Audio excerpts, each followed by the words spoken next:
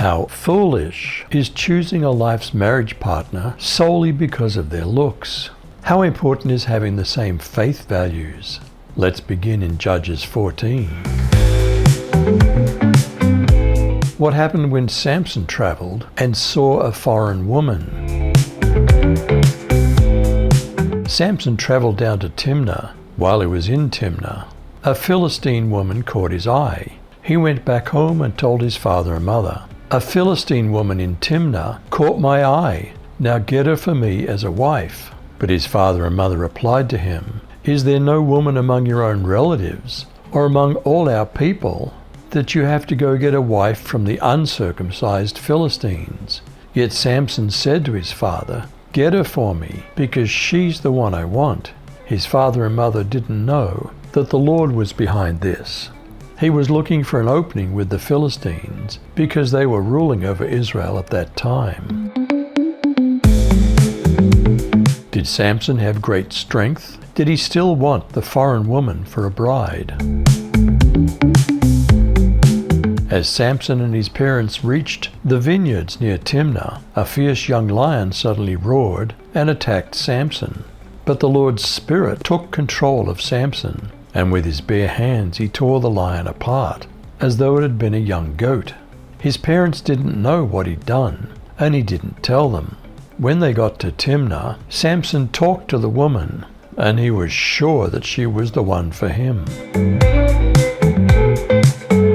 Did Samson finally take the woman of his desire to be his bride? Did he continue to have great strength? After some days he returned to take her, and he turned aside to see the carcass of the lion. And behold, there was a swarm of bees in the body of the lion, and honey. He scraped it out into his hands and went on, eating as he went. And he came to his father and mother and gave some to them, and they ate. But he didn't tell them that he'd scraped the honey from the carcass of the lion. His father went down to the woman, and Samson prepared a feast there, for so the young men used to do. As soon as the people saw him, they brought 30 companions to be with him. Did Samson put forth a riddle to his new wedding companions? "Let me tell you a riddle," Samson said to them. "If you can explain it to me during the 7 days of the feast and figure it out, I'll give you 30 linen garments and 30 changes of clothes. But if you can't explain it to me, you must give me 30 linen garments and 30 changes of clothes." "Tell us your riddle," they replied. "Let's hear it." So he said to them, "Out of the eater came something to eat, and out of the strong came something sweet." After 3 days, they were unable to explain the riddle.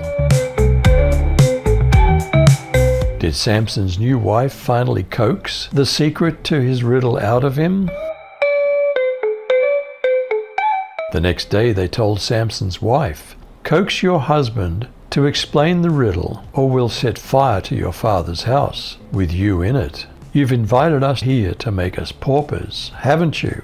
So Samson's wife cried in front of him and accused him. "You only hate me.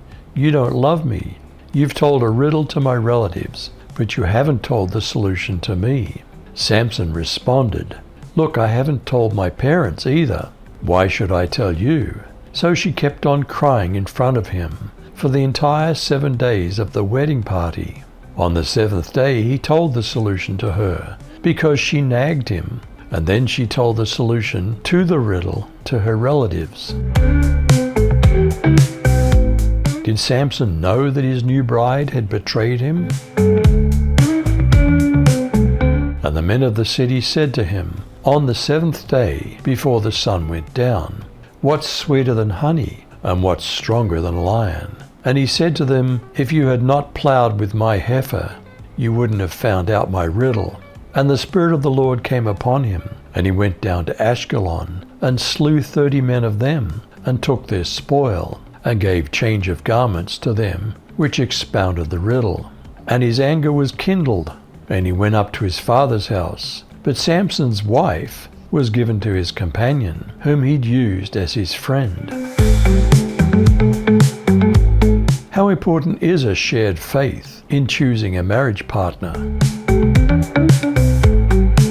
Don't be unequally yoked with unbelievers. For what partnership have righteousness and lawlessness? Or what fellowship has light with darkness?